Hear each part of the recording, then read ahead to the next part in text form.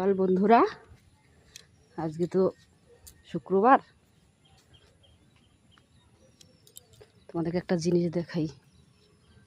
দেখুন আমরা কোথায় বাস করি, কাঁচা রাস্তায়। এই দেখুন রাস্তা কত কাদা।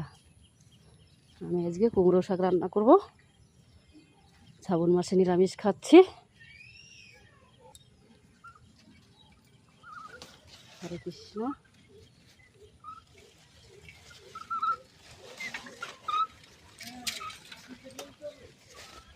এই হলো কুমড়ো শাক। এই দেখুন একটা সাপ বসে আছে, হেলহেলে সাপ। এই দেখুন সাপ, শাকে ওই যে চলে যাচ্ছে। শাকের ভেতরে কুমড়ো সাপ বসে আছে।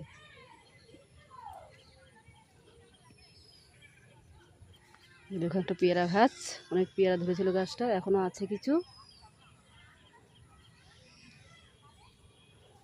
এই আমাদের বাড়ির সামনে মাঠ, ধান মাঠ। দেখুন